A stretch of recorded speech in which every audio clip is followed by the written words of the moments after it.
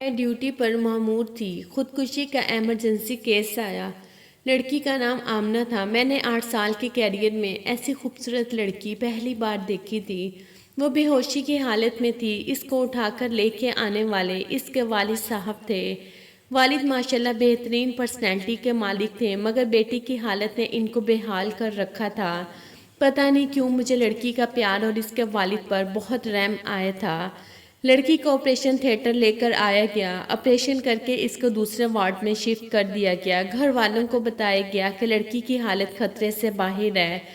ये सुनकर लड़की का वालिद गुरबा में कुछ तकसीम करने निकल गया। इसकी वालदा को ऑफिस में बुलाया और पूछा कि आपकी बेटी को क्या हुआ है। मुख्तसर लड़की की वालदा ने जो मुझे कहानी सुनाई वो कुछ यूँ थी कि हमारी बेटी ने टेक्सटाइल इंजीनियरिंग कर रखी है। सारे वालिदिन की तरह हमारी भी ख्वाहिश थी कि हमारी बेटी भी अपने घर की हो जाए। चुनाचा हमने आमना की पसंद पूछी। हमारी बेटी ने मशरकी लड़कियों की तरह बोला कि जो आपका फ़ैसला होगा वही मेरा फ़ैसला होगा। इसने सारा इख्तियार हमको दे दिया। चुनाचा इसके रिश्ते की बात चलाई। आमना को देखने एक फैमिली आई। लवाजमात और खिदमात से मुस्तफ़ीद होने के बाद औरत आमना के कमरे में गई। एक ने आमना के हाथ से चाय पीने की फरमाइश की। इसके बाद वो लोग चले गए। चंद दिन बाद बगैर कुछ बताए रिश्ते से इनकार कर दिया। आमना के लिए पहली बार था जब वो रिजेक्ट हुई, मगर माँ बाप की तसल्ली ने आमना को बहुत हौसला दिया। एक बार फिर आमना को देखने फैमिली आई। चाय पीने के बाद इजाज़त चाही और कुछ दिन बाद यह कहकर इनकार कर दिया कि लड़की को मेहमान नवाजी नहीं आती, क्योंकि इसने लड़के की माँ को टेबल से उठाकर चाय पेश नहीं की बल्कि आम मेहमानों की तरह टेबल पर चाय रखी। आमना और आमना के वालिद भी अंदर से टूट फूट गए। अल्लाह की रज़ा समझकर सब्र किया। कुछ दिनों बाद एक नई फैमिली आई। इस फैमिली के बैठते ही आमना ने इनके पाँव से जूते भी उतारे और इसी जगह चाय भी पेश की। इस फैमिली ने एक हफ्ते के बाद ये कहते हुए इनकार कर दिया कि आपकी बेटी पर जन्नत का साया है, वरना कोई मेज़बान पहली बार घर आता है तो इसकी इतनी मेहमान नवाजी कौन करता है।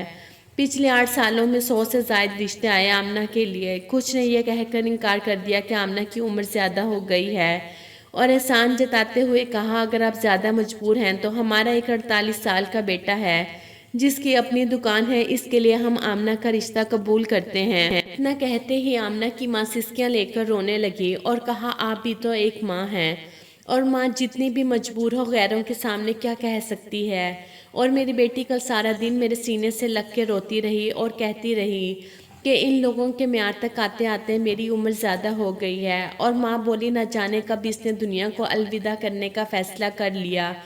और कहती रही, मेरा मनहूस आया मेरी बहन को भी वालिद की दहलीज पर बूढ़ा कर देगा। मैंने आमना की वालदा को पानी पिलाया। मैं इसका वालिद और पीछे से वार्ड बॉय कमरे में दाखिल हुए। वार्ड बॉय ने कहा, आमना होश में आ गई है। आमना की वालदा बिजली की तेज़ी से वार्ड में दाखिल हुई। आमना का सर उठाया और सीने से लगाकर रोने लगी। इतने में आमना का बाप भी वार्ड में दाखिल हुआ। आमना माँ को छोड़कर बाप के गले लगकर रोने लगी और कहने लगी, बाबा बेटियां बोझ होती हैं। बाबा आपने मुझे क्यों बचाया, मुझे मरने देते ताकि मेरा मनहूस आया घर से निकले और गुड़िया की शादी हो, नहीं तो वो भी आपकी दहलीज पर पड़ी रहेगी और बुरी हो जाएगी। आमना का बाप चुपचाप आंसू बहा रहा था। मैंने हालात को आउट ऑफ कंट्रोल होते देखा तो मैंने आमना को इंजेक्शन दे दिया और आमना के वालिद को लेकर ऑफिस में आ गई। मैंने आमना और इसकी छोटी बहन को अपने दोनों भाइयों के लिए मांग लिया। आमना के वालिद की आंखें अचानक बरसने लगी, मगर अब वो आंसू खुशी के थे। मेरे दोनों भाई भी डॉक्टर थे। मैंने इनको अपना फैसला सुना दिया। वो दोनों खुशी से कबूल कर चुके थे। वैसे ये तहरीर लिखकर मैं आप लोगों से ये इल्तिजा कर रही हूँ, हम लोग शादी एक औरत से करते हैं, किसी हूर से नहीं। किसी की बेटी को रिजेक्ट करने से पहले इसकी जगह अपनी बेटी को रख कर सोचे। मैं हाथ जोड़कर खुदा और उसके रसूल सल्लल्लाहु अलैहि वसल्लम का वास्ता देकर ये इल्तिजा करती हूँ, किसी को बिला वजह ऐब ज़दा कहकर रिजेक्ट ना करो। आप लोग अल्लाह ताला की मखलूक के ऐबों पर पर्दा डालो, अल्लाह तुम्हारे ऐबों पर पर्दा डालेगा। आपके निकाले ऐब न जाने कितनी लड़कियों को कब्र में धकेल देते हैं।